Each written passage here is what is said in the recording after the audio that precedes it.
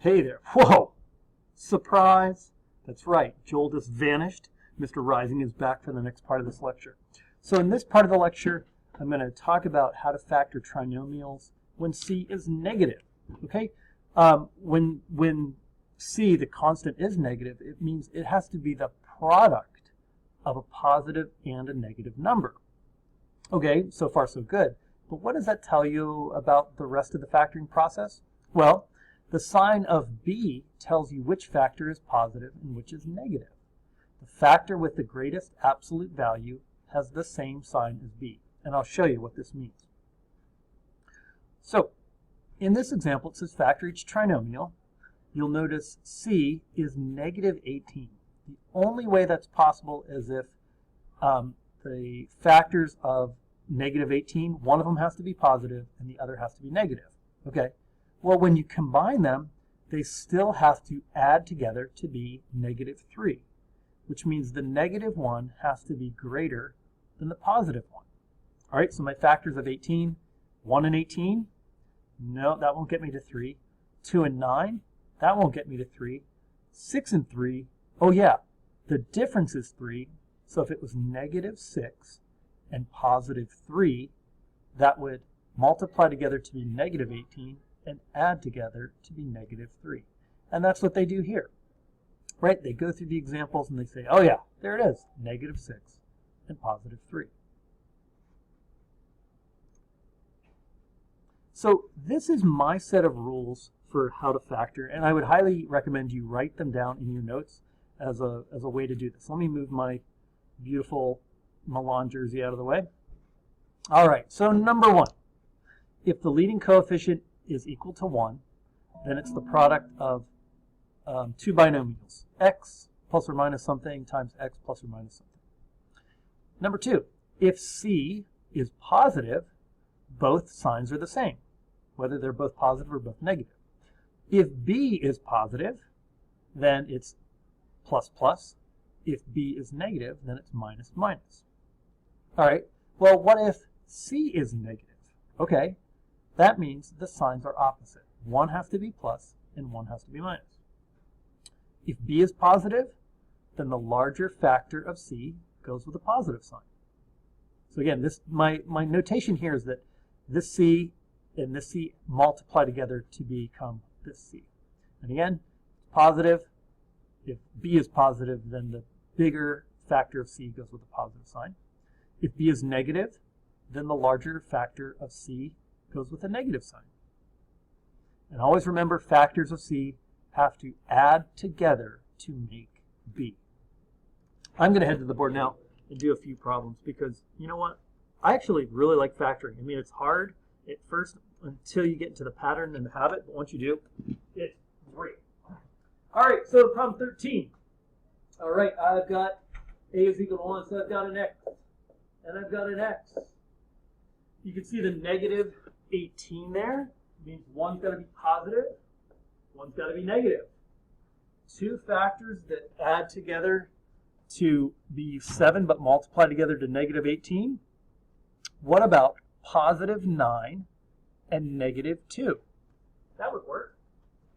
Positive 9 and negative 2. Now, make sense? So again, I've done this for a long time. I practice this a whole bunch. As you practice it more, you'll become more familiar with it. Let me do another one. How about number 20 here? Okay. X and x. I can see this is negative, so one's positive, one's negative. And since b is negative, the greater factor is going to go with the negative sign over here. All right, so what I'm looking for, numbers that multiply together to be 35, but add together to be negative 2. Well, how about negative 7 and positive 5? That works.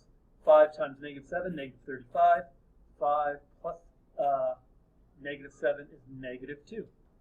I'm going to do one more problem here for you. Let's take a look at this one. Raven, come on in. Here I've got, Raven, you remember factoring? Yeah. All right, I've got x and x. This is negative, which means one sign's positive, one sign's negative. I need two numbers that multiply together to be 8, but are only 2 units apart. 4 and 2. 4 and 2. Does the 4 go with a positive, or does the 4 go with a negative? Positive. It goes with a negative because this negative sign here, the negative goes with the greater value. And let me show you one quick trick. I call it my goblin. When I FOIL this back out, x times x, x squared. 2 times negative 4 is negative 8.